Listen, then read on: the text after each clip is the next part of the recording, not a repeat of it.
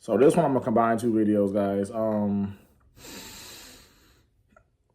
I had to get a new phone. Old phone was like I couldn't get none of my old stuff off my old phone. So there's that. So the video was on my old phone. I was supposed to upload this past Saturday. Didn't get uploaded because I needed to get a whole new phone. Anyway, so I'm gonna combine the two videos between last week's and this week. So I'll rush through last week because last week kind of got into a me ranting anyway, which probably is gonna happen a lot on here. So be ready. And this upcoming one. So it's going to talk about my father, or me and my relationship with father, or growing up with my dad, or lack thereof, or any real genuine father figure, and my heart surgery. So that's what this one's going to be, a little compound video of. Hopefully it's not too long, and if it is too long, sit and watch it anyway. It's a good time. It's going to help somebody somewhere, I promise. I hope. Give me a minute. I'm gonna call my damn air conditioner. I can feel me getting hot. We ain't about to do that. So, I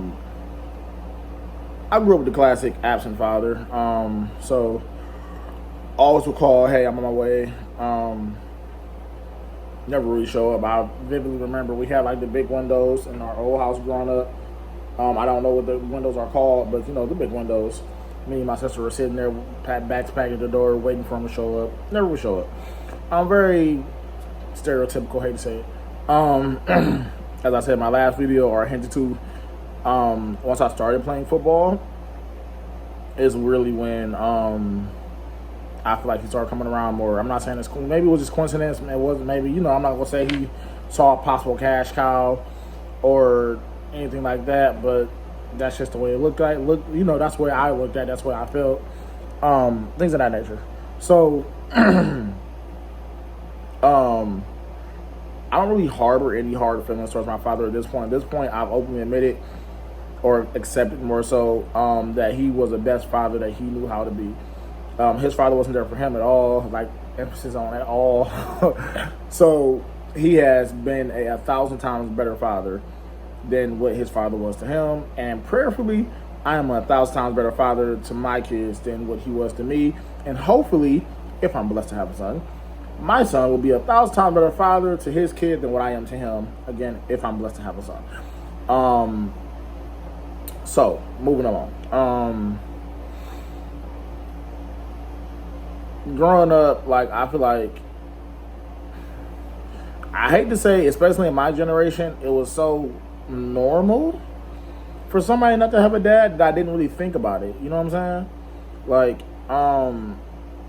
it was so regular for somebody to say, oh, my dad's not there, oh, my dad's not there, oh, I don't know who my dad is, oh, whatever the case may or may not be.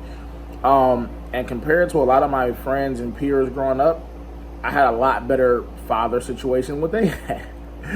Especially, like I said, once I started playing football, I saw him on a more of a regular basis.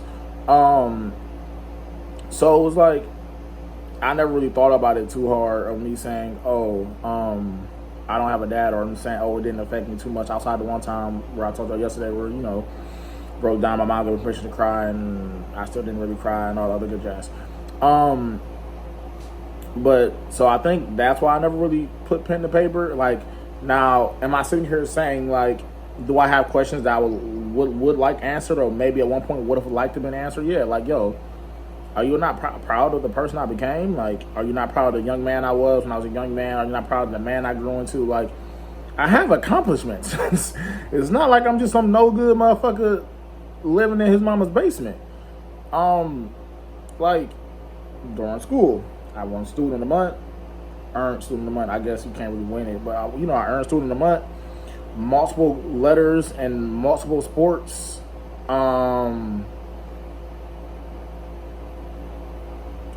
was doing decent in high school. You know what I'm saying? Like, even in football, it took a minute I feel like I was definitely very much a late bloomer in football. One, I started later than most kids did my age. Two, until he came around and started like taking me under his wing, so to speak, and showing me tricks of the trade and all this other extra jazz. That's when I really started to take off. Like, I really didn't get, like, I feel like really good at football until like my 8th grade year is when I got really good at football. Translate that into high school. I feel like I could have had a better high school career if I don't went somewhere else, respectfully. No shade at Heights. This is not me saying they are held me back or whatever the case was or wasn't. This is one of those things where they already had their roster locked and loaded for the most part. And once I saw that, in my personal opinion, I was just like, because of my personal opinion, and I will stand on this, I am better and was better than a lot of those motherfuckers I was playing more than me. But nevertheless, and that is stated by saying how many of them went on to play the next level. None of them. Anyways, moving on.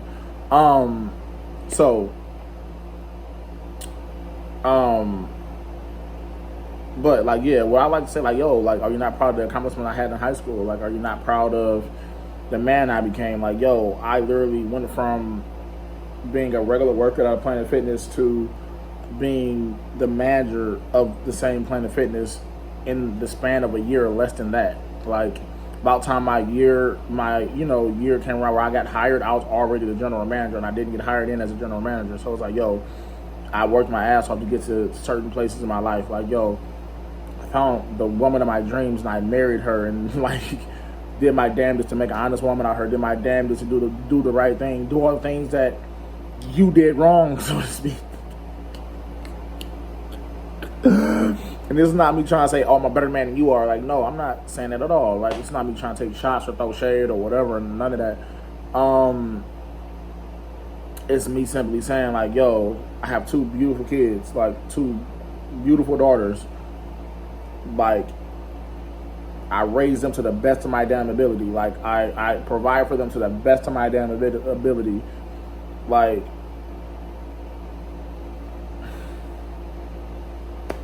until recently, I have been living on my own since the year of 2017.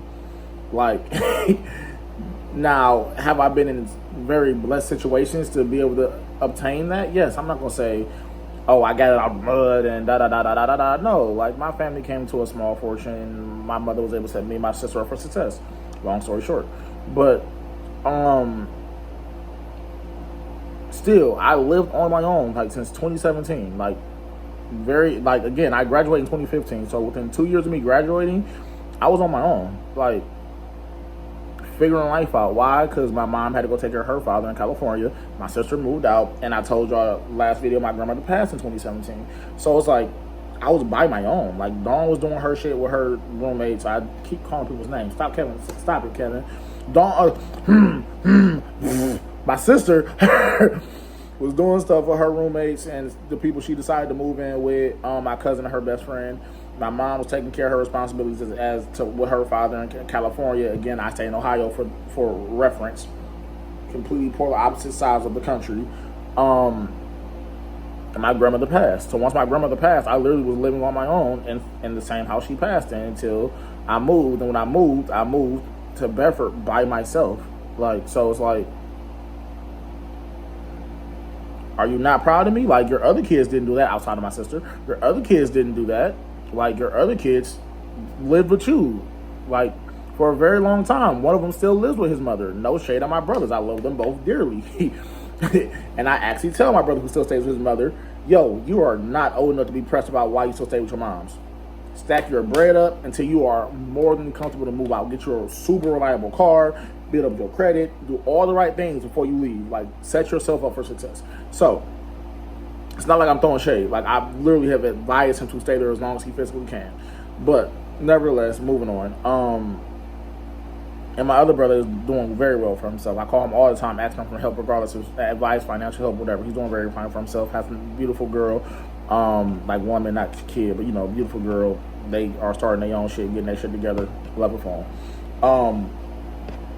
But nevertheless, it's like, yo, I was the first one of your kids outside of my sister who was able to step out there on their own. Like, I graduated on time. Like, not saying nobody else didn't, but like, I graduated on time. It wasn't like I was a high school dropout. It wasn't like I was out here selling drugs. It wasn't like regardless of you being there or not being there, I still made the best choices I could make given my circumstances. Are you not proud of that? Like, are you not like, yo, like, are you not impressed, nigga? But again, like I said, at this point, it got to a point where I was like, yo, I've accepted he did the best he can, and he's doing the best he can. Like, he reaches out to us every so often. At this point, we're grown. I still don't. I'm not afraid to call him and ask for help or advice or whatever. I feel like I can if I just really wanted to have that advice. And I feel like you definitely sit down and talk to me, especially now as a pushing 30-year-old man. Yeah, he'll sit down and have a conversation with me if I really wanted to talk, regardless if it was about what happened between him and my mom, or regardless if it was about life, or if I was going through some shit that I feel like he could actually help me with, all that good jazz. But nevertheless, past that, it was like, again, period, I don't think I had a father figure, regardless. My mother my mother is literally, first and foremost, has dated the same man, and now is married to the same man she dated literally the entirety of my life, if not the as long as I can remember. This is the her current husband is the only man that I ever remember her being with. So kudos to her, and him.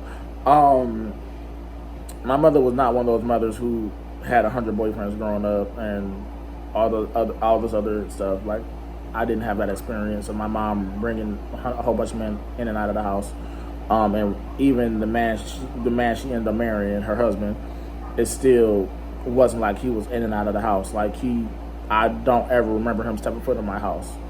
Literally don't ever remember it. Not saying he never did. I'm just saying I don't remember it. There's actually literally a story where he was like, "Yo, Kev, I never stepped foot in your house because that was your shit. Like, it was very obvious you were in the house. You was the man of the house, even from a very young age. Whatever you said went.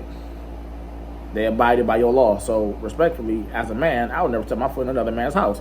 Now, he did say all this when he was drunk, but drunk words are true words. So, I feel like there's some validity there. So, and I told y'all I was a man of the house from a very young age in my last video. So, the dots is connected.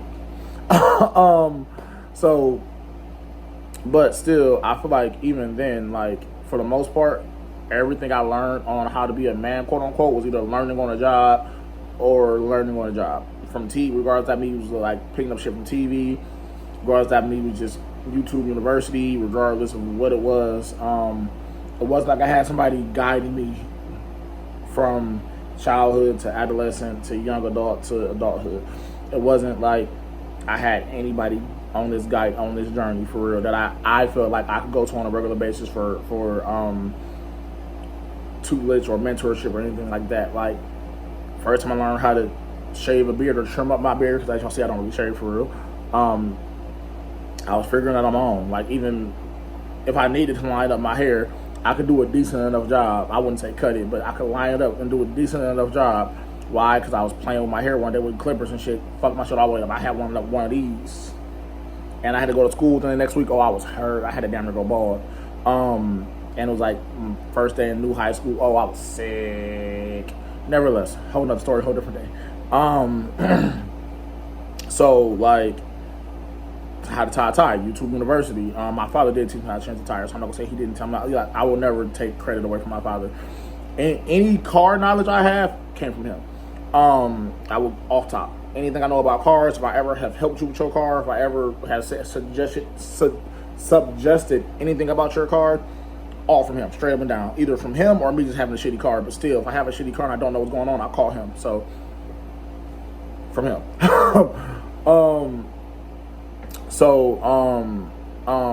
But yeah, no, like, just the standard basics of being a man, shaving, how to tie a tie, like, just standard shit you think a man should know.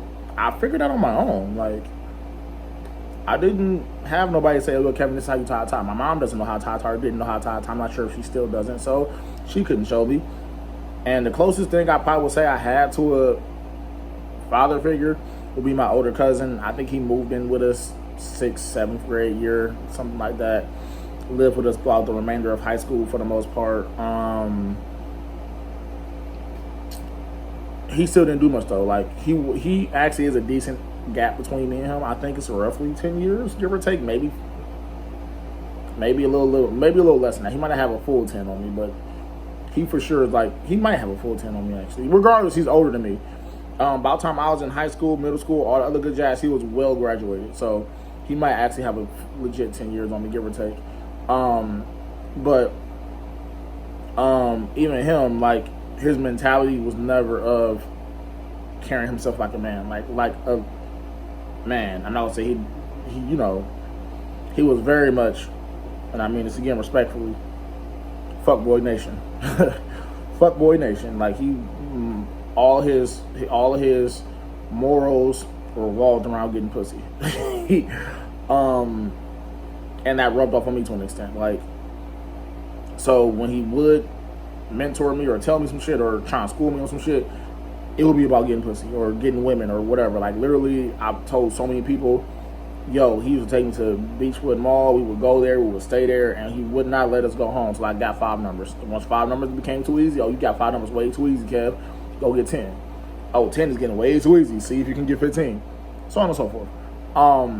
So I will say and give him all the credit in the world, my cousin, because he definitely broke me out of my shell. Because in the house, I've always been me. Like, I've always talked a lot, been loud, funny, goofy, all that good jazz. Animated, all that good jazz. But in the public world, like, I never really was super animated at first, especially in, like, early middle school. Like, I was looked at and referred to as my sister's brother. I've already said her name at this point, but whatever. I'm trying to stop not name drop people. Like I said, not saying I didn't say anything bad about my sister, so whatever. But I was referred to as my sister's little brother. Like, that's what all her friends called me. That's what all the teachers referred to me as. And for the most part, I was literally a lame. Like, especially in school. Now, if you met me outside of school, like, a lot of people who saw that completely different character was kind of like, you're not lame at all. You pretty cool, bro. And I was like, yeah, whatever. It's cool. I don't really give a fuck. Like, who cares? So it's like, yo, like I said, my best friend was a overweight white boy that stunk. No shade. If you happen to see this, and again, my name dropping. No shade. If you happen to see this, I think you know you stunk. But it was very weird because, like, the few times I went over his house, bro bathed like every couple hours. So I really don't know how he stunk. But whole other story, whole different day. I didn't hang out with the cool kids. I didn't try and make myself fit in with the cool kids.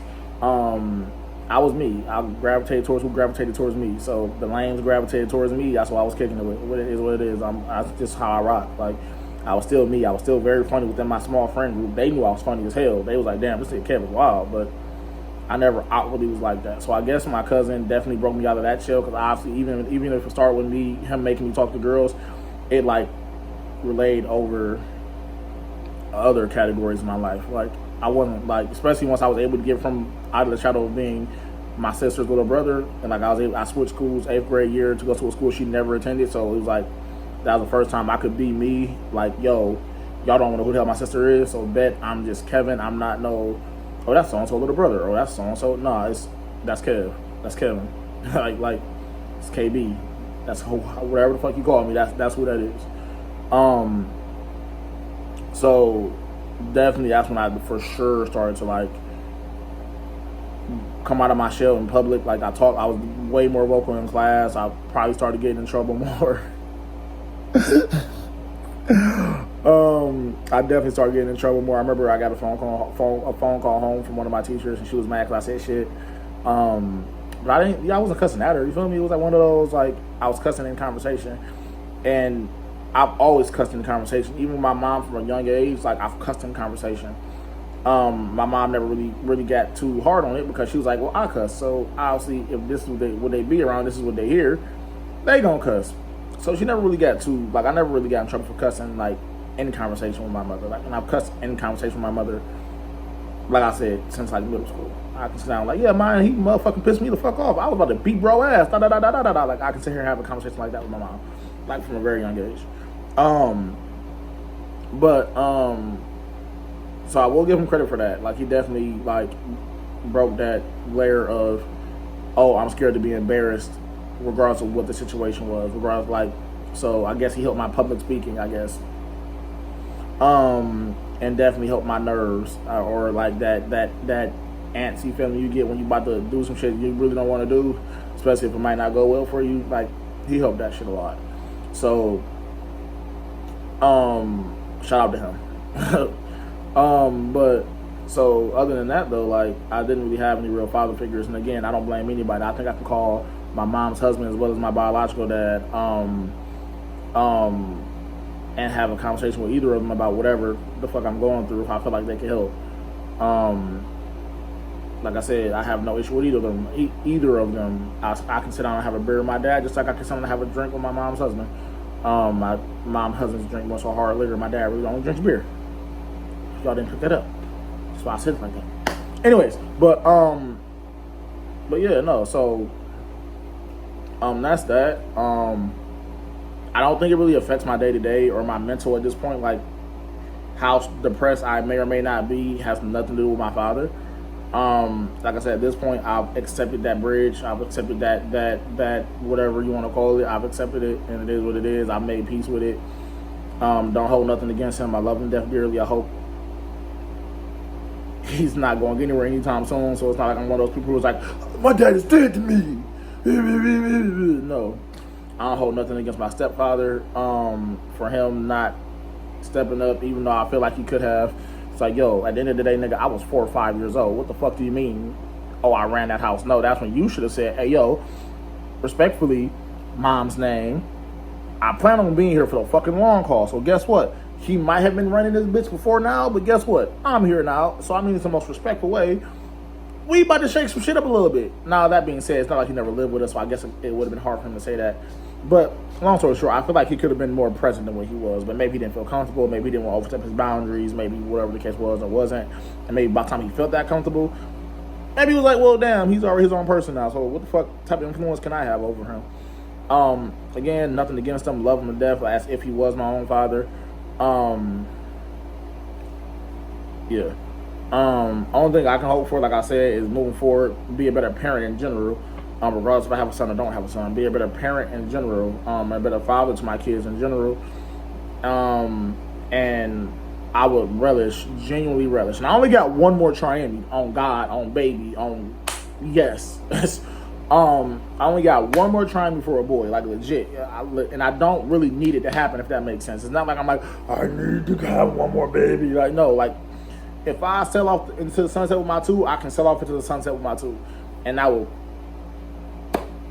cool with it. But if I ever get to a point where me and my lady is like, yo, I really think we want to have a kid,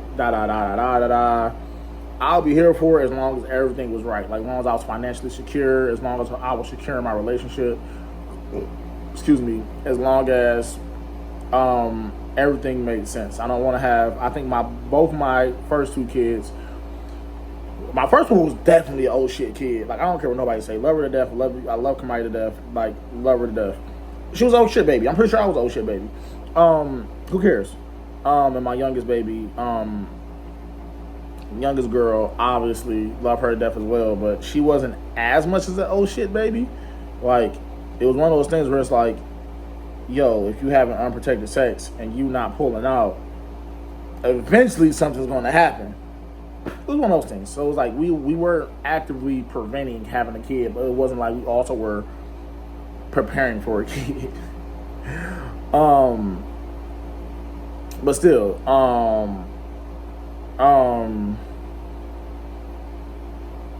if we ever get to a point where it's like, okay, cool, I want to have another kid, I'm financially secure where I'm at, I'm comfortable, I'm not missing no meals, not saying I'm missing meals now, but you know what I'm saying, like, I'm mentally okay, I will relish a chance to raise a son and, like, show him, look, yo, you're allowed to feel emotions, you're allowed to feel all, like, you know, traverse through these emotions, and like, it's okay to feel sad, it's okay to cry, it's okay to do this, it's okay to do that.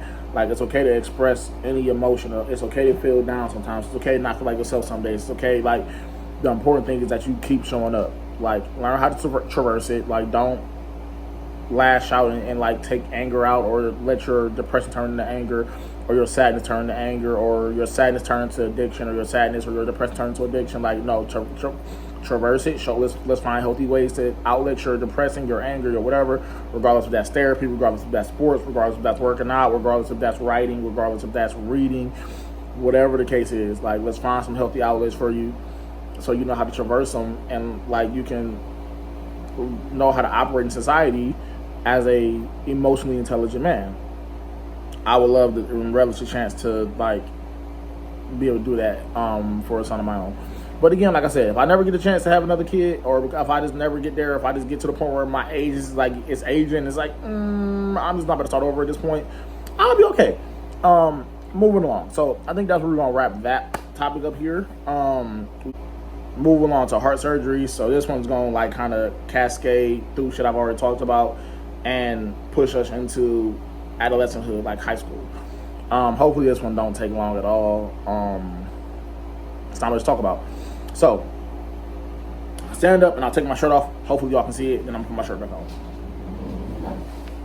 If I might also try and find a picture with my shirt off.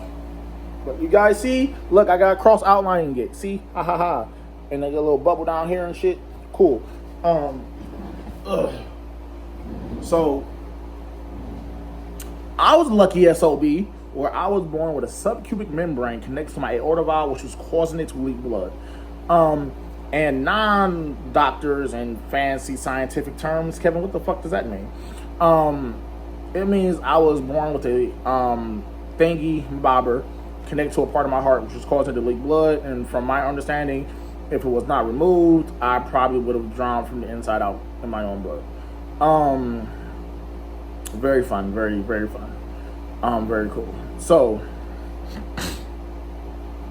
the little bubble at the bottom, like the little circular part, that's not a perfect circle, because whatever. That was like where like the suction tube was to suck out the fluid and or blood that was surrounding my heart. Then obviously the big line across my fucking chest was them cutting open my fucking chest and actually going in to physically remove it. I've had 2 open heart surgeries, and one I believe where it was just strictly fluid removed when I was a very young age, like pre-1 if I remember correctly, if I'm remembering correctly. But my first open heart surgery was at 5 years old. Honestly, don't remember too much from that surgery. Like in terms of the healing process and things of that nature, like I don't remember too much from that surgery. I remember going into surgery. I remember as they were like prepping everything, like putting the mask on to put me to sleep and put me under or whatever. I was singing "I Will Survive." I remember that much. Like I was sitting there like, "I will survive. I will survive. As long as I know how to live, I keep myself alive." That shit, for those who don't know what the fuck "I Will Survive" is, but I think we all should know. And I was singing that shit to my head. Don't ask me why a 5-year-old was singing that. I don't fucking know. But like before, like all the surgery prep, I don't really remember. I remember obviously going to all my appointments, like clockwork, every so often to get EKGs, CAT scans, fucking ultrasounds, all the other good shit. So I remember all that shit, all the appointments or whatever. Like, so I remember always having to go to those, but I don't really remember, like I said, anything like really leading up to it. Like I can't say, oh, the doctor told me this or the doctor told me that. I don't fucking know. Coming out of surgery, I don't really remember much either, honestly. Coming out of surgery, like, only thing I remember as a kid was I couldn't play at recess for a while. That was like the biggest gripe for me as a 5-year-old. Like when I went back to school, I couldn't go to recess. So like I had to sit inside, and like they gave me blocks and shit to play with. Like very, as a 5-year-old, you want to go run around and shit. But they didn't let me go outside for a while. I had a best friend at the time named Rob. Oh shit, said his name. Damn, crazy work. Robert. Anyways, don't know where he at. Hopefully he's doing okay. Whatever. But he's taking us out with me to play with blocks as well. So shout out to you, sir, to being a real one, even at the age of 4 or 5, however old we were. So he's taking us out with me, play with our blocks. We play with blocks or whatever, and like that was my recess for a while. I remember that because, like I said, it pissed me the hell off. So around that time, also I started getting heavy into games.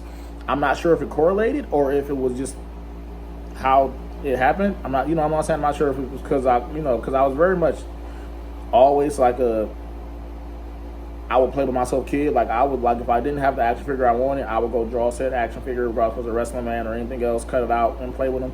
Like the type of person I was. So I don't know if like video games, you know what I'm saying? Like I also would go outside, so it's not like I just was an anti-outside kid. But yeah, no. So I don't know if the surgery had any real relation to me like heavily getting into games as heavily as I am. Because I think I'm an average gamer, but whatever. It's niggas that still go harder than me. I wish I could get paid for gaming and not have to,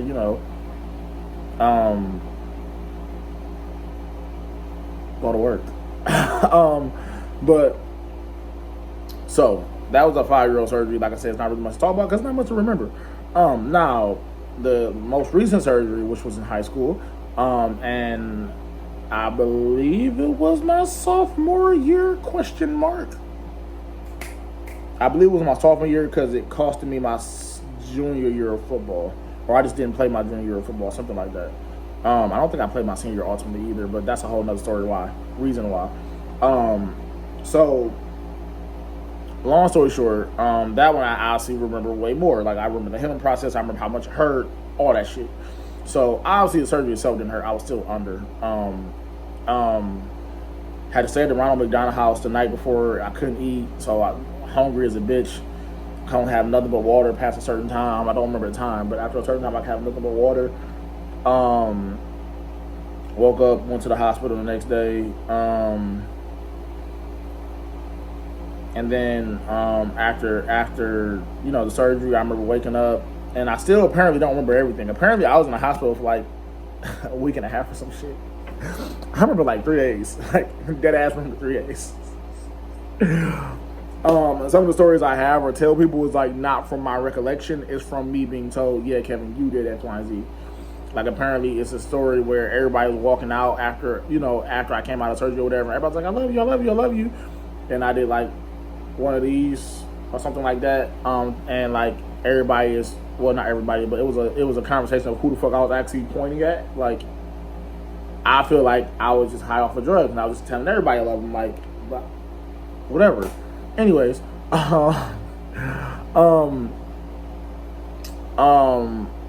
the aftermath from that surgery, so outside of just being painful, because obviously if you know your body's anatomy, they have to break ribs to get to your heart. So outside of them physically breaking my ribs to get to my heart, because that's what they had to do, and now I actually also have a metal plate in my chest. Man of Steel, Superman who? Superman me, bitch ass nigga.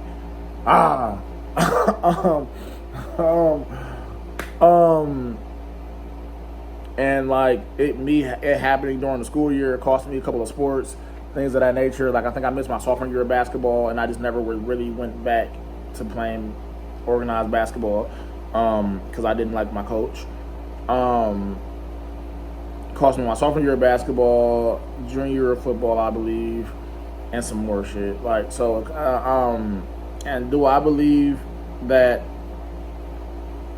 it cost me a chance to play at the next level to a serious degree? To an extent, I do, because it's like, yo, again, I'm not saying I would have been at Ohio State or Oregon or Michigan or any of the Big Ten teams or the top 15, Alabama. I'm not saying I would have been that good or I was that good to make it in any of those schools. I will say I was fucking good enough to go play at fucking Akron. Wholeheartedly, I was good enough to go play at Akron. I don't care what anybody says. Fuck your life. I got busy, like from a very young age. One of the things I will credit my father with, he made me a vastly better football player, very quickly. By the time I got to high school, I was used to practicing with grown ass men. So playing with people my age, my size, oh bitch, you didn't stand a chance. I could dog walk most people, and I didn't even play a position you would think I played. My main position was defensive end, and y'all seen me stand up and shit. Like I don't have the regular stature of a defensive end. I'm not even that fucking tall. I'm fucking maybe 5'10" with shoes on type shit. You feel me? Like so, it's not like I'm a huge nigga to be talking about something. Oh, I'm a DN, like, or I'm an edge rusher. Like no, but bitch, try me. I will dog walk your ass on that fucking football field. Anyways, I was good enough to play at Akron. Don't give a fuck what nobody say. You can kiss my ass, suck my toe, all that shit.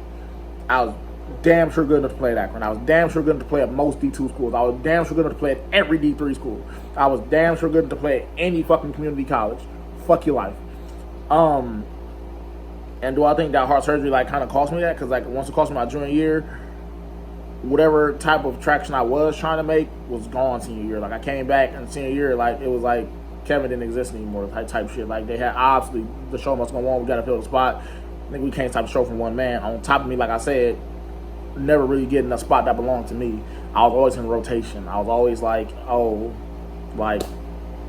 I never had a spot that was 100% mine, even though I felt like I was the best nigga at my position. I was the only nigga cut up to a white high school, but that's not the point. The point I was making is I feel like genuinely, wholeheartedly, I was the best player in my position. Defensive end, nobody in Cuyahoga Heights in my class could be a better defensive end than me, and I will stand on that, and we can go figure out right now if anybody sees shit and want to put my goddamn metal fucking shit out on the shit. Nobody in my graduating class of 2015, Cuyahoga Heights, was a better football player than Kevin Black at defensive end. Hands down, and I don't think I was even at my best position because we ran the 3-4. So anybody that knows football strategy, I know I'm veering, but stick with me, I promise. Anybody that knows football like shit, 3-4 means you have 3 down linemen, 4 linebackers, but your 2 outside linebackers kind of operate as your edge rushers. Think like Von Miller, TJ Watt, niggas like that. In a 3-4, if you're actually a defensive end, you're more of a defensive tackle. Think of like JJ Watt, Aaron Donald. Those guys are like premier 3-4 defensive end guys, but they were really like hybrid defensive tackles. Could they play the end, especially those 2 names I just named? Yes, because they're fucking freak athletes. They probably could play anywhere on the fucking field if they wanted to. Are they legit edge rushers? No, and I feel like at the end of the day, I was more of an edge rusher than anything. Even if you would have said, hey, Kevin, we're going to use you as a 3rd down edge rusher, like, get in there, get after the quarterback. Say less. Give me these sacks, pussy. Nigga. Nevertheless, I also played offense on the offensive side of the ball. We ran some type of option president offense. I'm not sure what it was called, but the fullback was for the most part the only long back. So I played a lot of fullback, even though I was only running back on the field, but our running back was like in a slot back type of position. Nevertheless, anyways, moving along. But by far my best position till this day, defensive end. If I ever was to go play some pro football, I'm playing D end probably. I do feel like, because like I said, whatever traction I did have, whatever rotation I was in, got chalked. And when I came back senior year, for me, it just nothing felt the same. Like, so I quit, and I just went to go play some pro football. One of the cool things I can say is I played on the same team as my dad. It's one of the like coolest memories I have, or coolest stories I have. I can tell people like, yo, like me and my dad played on the same football team. Like, we was LeBron and Bronny before LeBron and Bronny.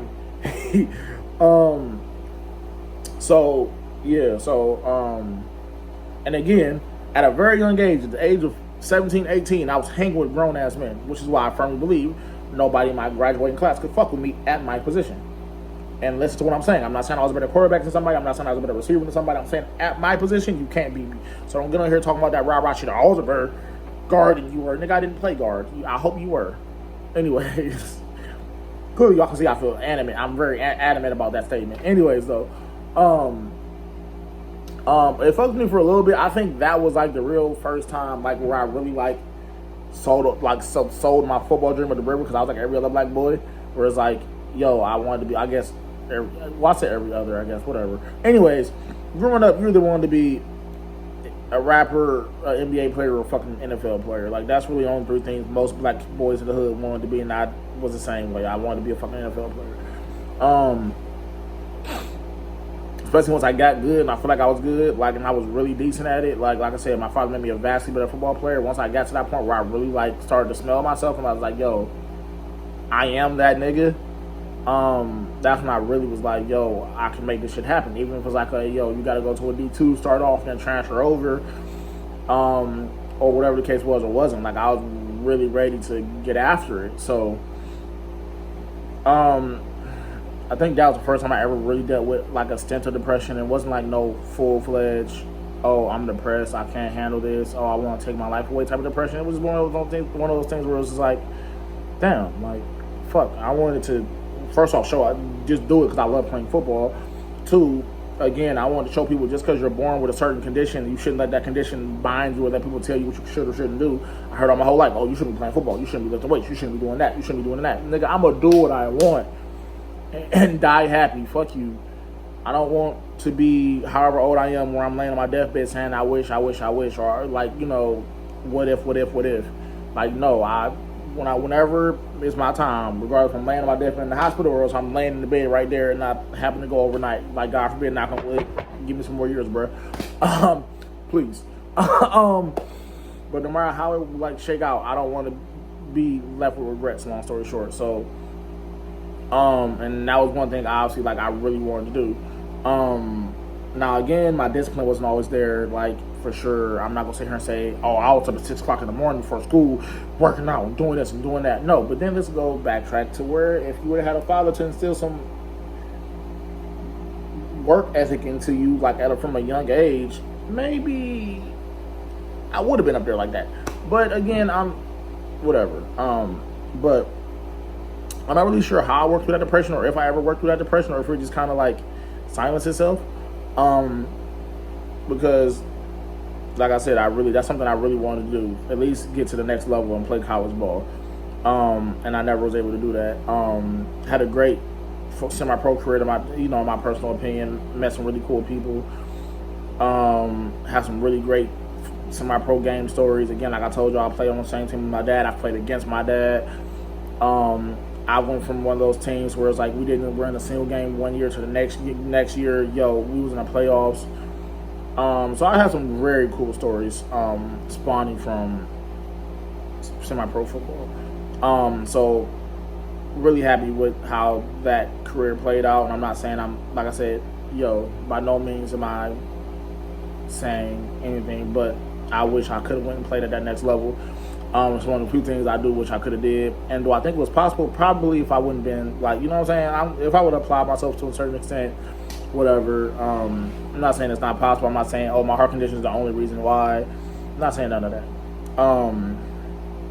But yeah, so, and like I said, back then, like, I just kept living life. I kept doing my day to day, like, wake up, go to school, come home, do what I do. Wake up, go to school, come home, do what I do. So it was like, I don't really know how I worked through that stint of depression. I'm not really sure. But that's really it. Like, that was like my first, like, dealing with depression, and it was like I said, like, for me at that point, nobody really showed me how to maneuver through depression, especially like as a young adolescent. Nobody really showed me how to like deal with it. So for me, I just kept going day in and day out, like, and I just used, like, I did the finger point game. Oh, I didn't do this because this happened. I didn't do this because that happened. Like, it's kind of how I coped. Was my coping mechanism.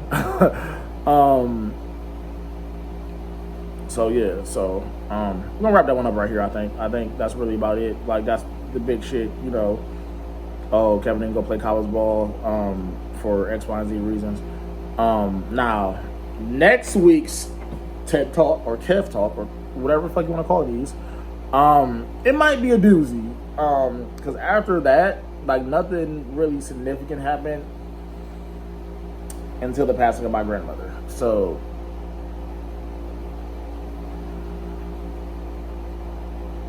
we'll see if I can get through that video. Appreciate y'all for tuning in. At this point, we're approaching 45 minutes. If you actually stayed and watched this whole 45 minutes, I thank you. Again, hopefully, I know these ones wasn't too deep, wasn't too whatever, but even me talking about it, like, in a lighthearted sense, I hope it helped y'all to some extent. Help somebody, or I hope you were entertained, or whatever the case was or wasn't. If you want to follow along this mental journey I'm going on, this mental health journey I'm going on, hit that subscribe button. Let y'all, what's the other button they got on there? Like, the button where you can they let you know when I'm posting a video and shit. Hit that button too. And yeah, like, let's sit here and talk. Comment, guys. Let's have conversations. Don't listen to me. Appreciate y'all for tuning in. Tune in for my next video, please, and thank you. Again, hopefully this don't happen again where I have to do 2 videos in one. But like, subscribe, comment, share, all that good shit. And I'll tap in with y'all next week.